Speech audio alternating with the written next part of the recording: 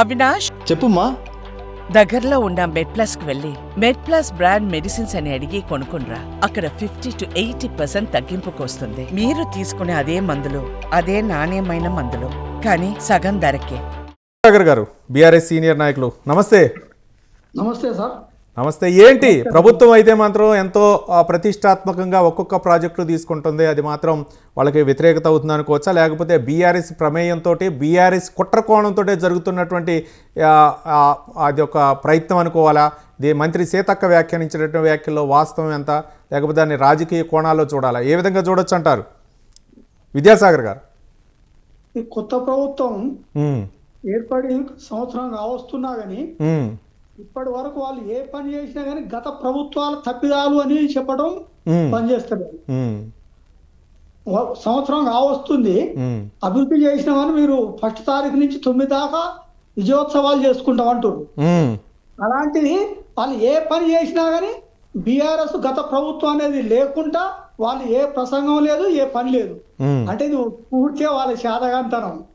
ఎందుకంటే విద్యార్థులు తినాలే, మంచిగా ఉండాలని కేసీఆర్ గారు సన్న బియ్యం తోటి రూపాయకు కేజీ సన్న బియ్యం ఇచ్చి 1500 రూపాయలు, 1200 నుంచి 1500 రూపాయలు ఓన్లీ కూరలకు, కూరగాయలకు, నూనెలకు ఇచ్చి ఉన్న పిల్లలు ఈ రోజు బాలలే రేపటి పౌరులు అనే విధంగా కేసీఆర్ గారు ఉన్న ప్రభుత్వంలో వారికి మంచి తిండి.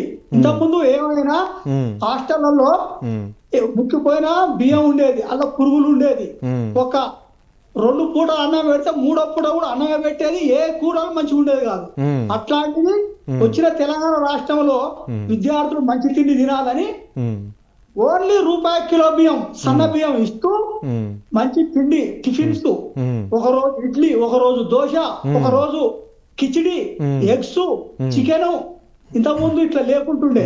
ఇట్లాంటి తిండి, పాలు ఇట్లాంటి ఇచ్చి కేసీఆర్ గారు పిల్లలకు భోజనం పెడితే ఇప్పుడు వచ్చిన ప్రభుత్వం సంవత్సరం కావస్తున్నా వాళ్ళకు భోజనం పెట్టుడు చేతగాక గత ప్రభుత్వం ఇట్లా చేసింది. ఇందులో కలిసిపోయిర్రు, వాళ్ళు కల్తీ చేస్తుర్రు. కల్తీ చేయాల్సిన అవసరం ఎందుకుంటదండి? పిల్లగాళ్లకు మంచి తిండి పెట్టాలన్న ఆలోచన కేసీఆర్ గారికి వచ్చింది.